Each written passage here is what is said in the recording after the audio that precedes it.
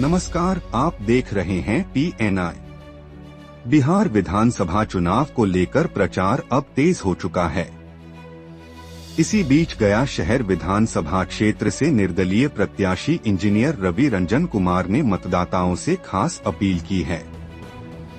उन्होंने कहा है कि अब वक्त आ गया है जब जाति और धर्म से ऊपर उठकर विकास और शिक्षा जैसे मुद्दों पर मतदान किया जाए। निर्दलीय प्रत्याशी इंजीनियर रवि रंजन कुमार ने कहा कि गया शहर की पिछली 35 वर्षों की बदहाली को खत्म करने के लिए युवाओं को आगे आना होगा। उन्होंने कहा कि आज भी चुनावी मंचों से रोजगार, शिक्षा और स्वास्थ्य जैसे बुनियादी मुद्दों पर बात नहीं हो रही, जबकि इन्हीं मुद्दों पर समाज की असली तरक्की निर्भर करती है।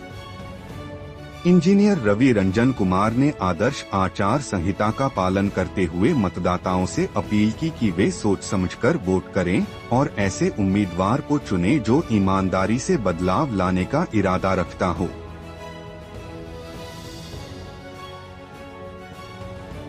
हम इस बार एज ए निर्दलीय प्रत्याशी के रूप में गया विधानसभा 230 टाउन में एज ए लैपटॉप छाप लेकर आए हैं। क्रमांक संख्या 17 रवि रंजन नाम हुआ। उम्मीद हमारा ये था कि गया जी में आए दिन हम जब भी गया जी में घूमने भ्रमण करने निकलते थे तो आए दिन जगह पर कचरा देखते थे। कहीं बाहर गए तो कुछ वीडियो हम लोग देखते थे तो कहीं इंडस्ट्री वगैरह नहीं रहता था, क्योंकि लगता था कि हमारे गया जी में भी हो। कहीं ड्रेनेज से जब बारिश होता था तो लगता था कि एकदम घुटना तक पानी कहीं कहीं जम जाता था, तो लगता था कि गया जी में विकास होना चाहिए। फिर उम्मीद करते थे किसी दूसरे से, लेकिन वो उम्मीद मिला नहीं। तो लगा कि किसी दूसरे से उम्मीद करने से बेहतर खुद आगे आया जाए। लोगों का ये जो है वो सोच को हम खुद क्यों नहीं आगे ला के बोले, ताकि लोग उम्मीद दूसरों से करके छोड़ के हम मेहनत करें। इसी विचार के साथ हम आगे आए। आप अभी जो प्रत्याशी जिनसे आपकी लड़ाई चल रही है, मतलब जी, है, जी। वो आपके उम्र से बड़े हैं। जी। जितना उनका जितने का उतना उम्र हो चुका है, जी। उससे भी कम उम्र आपका है। हाँ और 35 साल के एक जी। प्रत्याशी, 20 साल के एक प्रत्याशी है जो जी, लगातार जी। से आए हुए हैं। जी, जी। इन दोनों को आप कैसे मात देंगे? जैसे देखिए, अगर उम्र का बात होता है तो उम्र तो उनका जाहिर सी बात है बहुत सीनियर है हमारे वो, लेकिन उनको इसी उम्र का फायदा भी होना चाहिए था। अगर फायदा ये होता कि जिस उम्र के पड़ाव के साथ गुजरे और गया शहर उनको मौका देते गया तो शायद उस उम्र को लेकर वो चलते और विकास करते जाते। जैसा कहा जाता है 35 साल से उनको मौका मिला एक को, तो एटलीस्ट कम से कम 35 साल में 35% भी काम होता अगर हमारे गया जी में, तो आज गया जी का ये हाल नहीं होता। और उसी को लूप होल को समझ के हम लोग आगे आए हैं और देखे हैं, और जनता इस चीज में जनसंपर्क कर रहे हैं तो जनता देख रही है और समझ रही है कि बदलाव इस पर करेगी। और मात हम नहीं देंगे, जनता देगी मात। क्या मतलब आपका रोड मैप होगा अगर आप चुनाव जीतते हैं जी, तो क्या ऐसा काम जो सबसे पहले आप करना चाहेंगे? देखिए, सबसे पहले एक मुद्दा में हमने मैनिफेस्टो में अपना 10 पॉइंट में सिंपल से एक पॉइंट ये रखा है कि जो हमारा विधायकी वेतन रहेगा उसका 90% हम जनता में एकदम समर्पित कर देंगे, 90%। सेकंड पॉइंट हमारा ये है कि जो हमारा शहर में गंदगी का व्यवस्था, ड्रेनेज सिस्टम का व्यवस्था जो एकदम बदहाल हो चुका है, उसको सुसज्जित तरीका से उसको लाएंगे, जो कि जगह जगह पानी जमाव का समस्या बंद हो। थर्ड चीज हमारा ये आ जाएगा कि जैसे कि युवाओं और महिलाओं को या फिर वैसे सभी लोगों को जिनको केंद्र से, राज्य से जो योजना प्राप्त होती है उनको मिलता नहीं है। केंद्र और राज्य सरकार बोलती तो जरूर है कि हम आपको योजना दे रहे हैं, लेकिन हमारे धरातल पर नहीं जो कागज, उनको लाभान्वित करवाना, उन्हें प्रोवाइड करवाना रहेगा। चौथा चीज ये है कि जो सरकारी हॉस्पिटल वगैरह है उनको सुसज्जित तरीका से, एकदम बढ़िया तरीका से करना होगा, ताकि गरीब परिवार वहाँ पहुंचे तो उन्हें निराशा ना हो कि दवाई यहाँ नहीं मिलेगा, पानी का व्यवस्था नहीं है, गंदगी है, वो सब चीज से वंचित ना रहेंगे। पांचवा चीज हमारा ये रहेगा कि जैसे कि मान के चलिए ये सरकारी स्कूल वगैरह है, तो बच्चों क्या हो कि हमेशा प्राइवेट स्कूल पे डिपेंड हो चुके हैं कि हमारे प्राइवेट स्कूल नहीं डिपेंड, मतलब बढ़िया है, तो उसको बेहतर तरीका से करें ताकि हम कंपेयर कर सके एज ए सरकारी प्राइवेट स्कूल से सरकारी स्कूल में, उसको और व्यवस्था रखें। और प्लस इंडस्ट्रियल एरिया को बिहार में, गया जी में खासकर अपने जिला में लाना होगा, ताकि इंडस्ट्रियल, हम लोग ये सोचते हैं कि आप अकेला विधायक होकर क्या कर लीजिएगा, नहीं, हम लोग छोटा छोटा पॉइंट करके एज इंडस्ट्री छोटा छोटा बैठा सकते हैं, जो कि सरकार के द्वारा जो योजना मिलता है उसी के माध्यम से। तो ऐसे बहुत सारे बिंदु हैं, जैसे इंडस्ट्रियल पार्क बैठाना, समथिंग जो हमारा मगध यूनिवर्सिटी है उसका 3 वर्ष की योजना को 5 साल में कर देते हैं, क्योंकि हमारा जितना स्टूडेंट आप देख रहे हैं, जितना हमारे जो भी युवा साथी लोग सब त्राहिमाम हो चुके हैं इससे कि क्या हाल है। हमारा 3 साल को जब कहीं नौकरी के लिए जाते हैं तो 5 साल में डिग्री मिलता है, वो जवाब नहीं दे सकते। मगध यूनिवर्सिटी का ये हाल कर दिया। गया कॉलेज हमारा 20 वर्ष सेशन लेट होता था, गया कॉलेज का हमारा व्यवस्था एकदम इतना लेट कर दिया है, जो कि मगध यूनिवर्सिटी पे डिपेंड है। तो यही सब छोटे छोटे चीजों को हम आगे लाएंगे, बेहतर करेंगे, टूरिज्म व्यवस्था को हम बेहतर करेंगे, ताकि लोगों का, स्थानीय लोगों लोगों को रोजगार मिल सके। और बहुत सारे मुद्दा हैं जो कि एक बार में तो बोल नहीं सकते हैं, लेकिन हाँ, हम ये भी कहेंगे लोगों को कि हम कोई जादू का पिटारा नहीं खोलने वाले हैं। बस जो व्यवस्था हमको सरकार देती है उसी व्यवस्था को हम स्टेप बाय स्टेप करेंगे तो जरूर काम होगा। ये पहली चुनाव है या इससे पहले लड़ चुके हैं? नहीं, ये मेरा पहला चुनाव है। एज ए जब हम जॉब करते हैं तो उसके बाद छोड़े, तो ये मेरा पहला चुनाव। राजनीति में आने का मकसद? राजनीति का मकसद यही है कि राजनीति में थोड़ा मैंने रुचि रहता था। बस हमेशा सोचते थे, जब हम भी बाहर रहे, बेंगलोर गए, दिल्ली गए, नोएडा गए, देखे वहाँ का व्यवस्था देखे, क्या इंडस्ट्रियल में लोग गया से या फिर बिहार से या फिर वहाँ जाकर लोग जॉब ढूंढते हैं, वही हमारा गया में क्यों ना हो। जब हम व्यवस्था भुवनेश्वर गए तो वहाँ गंदगी व्यवस्था से दूर हट के देखे, तो लगा कि आज भी हम यहीं आ रहे हैं, एक ही रोड में। जो हमारा नूतन नगर को देखिए, विशाल तालाब को देखिए, या फिर कचहरी देख लीजिए जो कोर्ट के बगल वाला गली है, या फिर मान के चलिए आप गांधी मैदान देख लीजिए, कंस्ट्रक्शन, ये सब चीजों को देख के अंदर से एक आक्रोश पैदा हुआ, एक जज्बा फिर आया कि नहीं, करना है तो करना है, आगे जरूर आए, चाहे पीछे आए कोई या ना आए, आगे हम आएंगे। तो अगर हम आगे बढ़ते हैं तो हमारे पीछे बहुत सारे युवा हैं, आप देख भी सकते हैं कि रैली में भी आप देखे थे बहुत सारे युवा साथ में आए थे। मेरा नाम रवि रंजन हुआ, लैपटॉप छाप है, गया विधानसभा से, गया विधानसभा टाउन 230 से हम निर्दलीय प्रत्याशी के रूप में हम यहाँ हैं। और रवि रंजन नाम हुआ, लैपटॉप छाप, क्रमांक संख्या 17 मिल ही रहा है। और जहाँ तक अगर युवाओं का बात करते हैं तो युवाओं सिर्फ कहा जाता है देश का जिम्मेदारी युवाओं के कंधों पर है।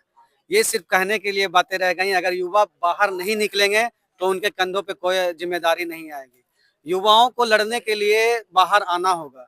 आज अगर हमारे रवि जी इंजीनियर जो हैं, आज अगर बाहर निकले हैं तो सभी युवाएं अगर साथ में आ गए तो कहा जाता है 60% वोटर्स युवा हमारे हैं। लेकिन आज अगर युवा अगर जहाँ पे रुख करेंगे उनकी सरकार बनेगी। आज अगर हम निर्णय लेते हैं कि हाँ, हम इस युवा चेहरा को और इस साफ छवि के चेहरा को हम चयनित करते हैं तो हमारे गया शहर में एक स्वच्छ वातावरण बनेगी और एक अच्छे ऊंचाई पे जाएगी। लेकिन हम लोग देखते हैं कि ऊपर कौन है और नीचे कौन है, ऐसा चयन करते हैं कि हम ऊपरे देख रहे हैं। बहुत लोगों का कहना है कि हम ऊपरे देख रहे हैं। ऊपरे मत देखिए, पहले नीचे सुधार लीजिए। नीचे सुधारिएगा, ऊपर अपने सुधर जाएगा, स्वतः सुधर जाएगा।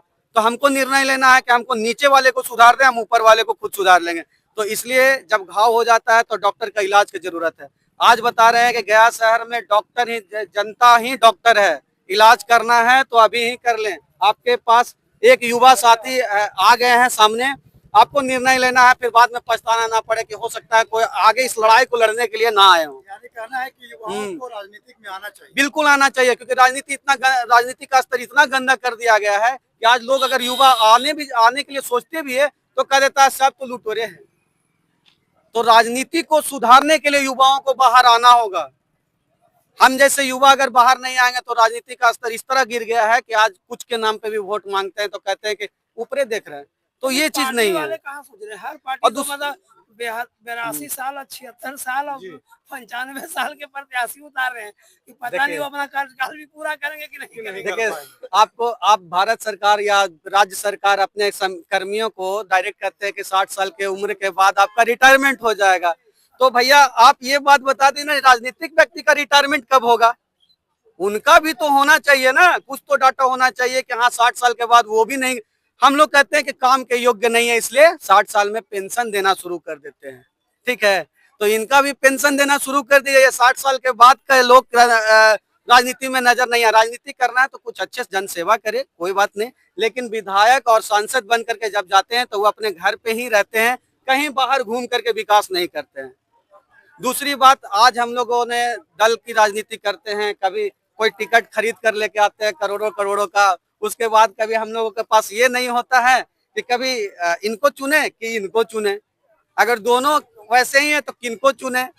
हमारे पास ऑप्शन भी तो होना चाहिए, विकल्प भी होना चाहिए। तो हमारे जैसे अगर युवा बाहर नहीं आएंगे तो हमारे पास विकल्प भी नहीं होगा। ये विकल्प के तौर पे आपके सामने आए हैं, तो आप अगर साथ नहीं दीजिएगा, हमारे गया जी के जनता साथ नहीं देंगे तो वो घाव जो है ना नासूर बन जाएगा। उस घाव का इलाज करना बहुत जरूरी है। दल के नाम पे वोट कर करके हम लोग उब चुके हैं। हम लोग चाहते हैं कि एक अच्छे स्वच्छ छवि के लोग सामने आकर के राजनीति करें और गया शहर को और अपने सभी शहर को आगे बढ़ाने का काम करें। मेरा नाम शुभम कुमार उर्फ राजू हुआ, निवासी विशारतला।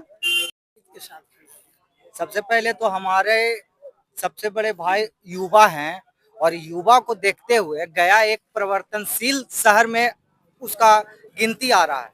तो इस प्रबंधशील शहर को अगर विकसित करना है तो इसके लिए युवा जोश होना बहुत जरूरी है। अभी आप कुछ देर पहले बोल रहे थे कि आपके जो पार्टी के विपक्ष के हैं या जो अभी तत्कालीन विधायक हैं गया शहर के, उनका उम्र काफी ज्यादा, उनसे कैसे लड़िएगा। तो यही तो दिखाना है कि जब वो कभी मैदान में आए थे तो उनका भी उम्र बहुत कम था, और इस उम्र के साथ जो उत्साह होता है, युवाओं के अंदर जो उत्साह होता है, इसी से तो हमारा देश परिवर्तन होगा। युवाओं को ये समझना चाहिए कि अगर युवा हमारे कैंडिडेट हैं तो उनको प्रत्याशी के रूप में हम लोग चुने, और विकास के रफ्तार को निरंतर आगे बढ़ाने के लिए इस जोश को होना बहुत जरूरी है। मेरा नाम शशि चौधरी है और मैं गया जी का वासी हूँ। और बात आती है कि निर्दलीय और पार्टी कैंडिडेट, मैं उस पर भी बोल देना